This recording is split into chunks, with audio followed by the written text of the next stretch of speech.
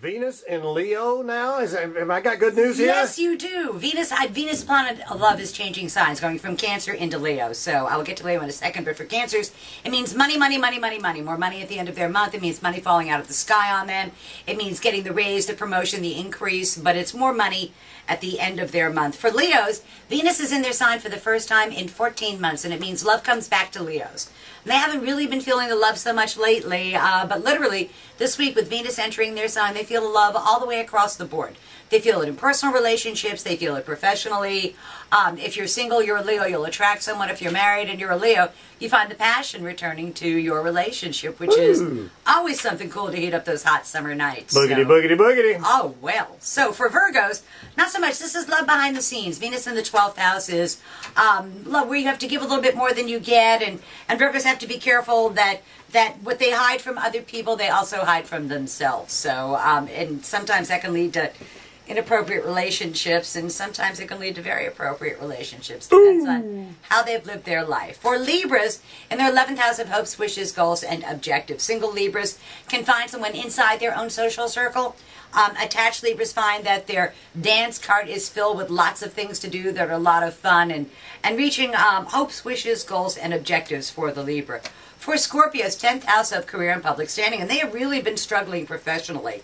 And this really makes it easier for them to see how they've done. They get the results, for good or for ill, for the results of their labors over the last 14 months or so. And normally it indicates at the end of that transit a promotion or some kind of increase for them as a reward for a job well done. For Sagittarians, it's in their 9th house of long-distance travel. Vacations are on tap for Sagittarians. Important matters at a distance, legal matters go very, very well for them.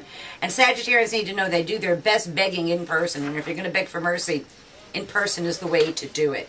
For Capricorns, again, another sign that the money gods smile on them. And this is unanticipated income. Money literally falls out of the sky on them. If I was a Capricorn, I'd buy a lottery ticket.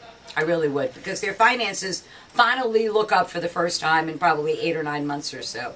For Aquarians, it's in their 7th house of partners. And Aquarians, if they're single, they attract someone. If they're married, their marriage goes really, really well. They're in the public eye for one reason or another, and they get a very positive result from it, which is a very cool thing.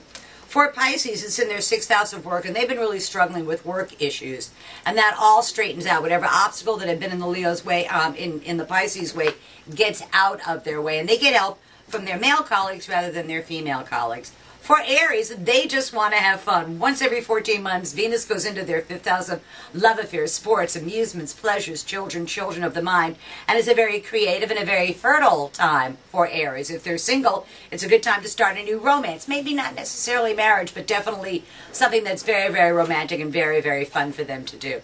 For Tauruses, they want to modify their homes. They want to, and God bless you, you're married to a Taurus, so she's going to find some way to beautify her home or her environment, and you need to just kind of rein it in a bit, otherwise they'll go crazy. She does it well. I'll let her go. And you should, because she really has excellent taste, and it makes it a better place for you, of course, to be. For Geminis, it's in their 3rd house of day-to-day living, and they've got places to go, people to see, things to do, and they can negotiate a pretty good deal for themselves.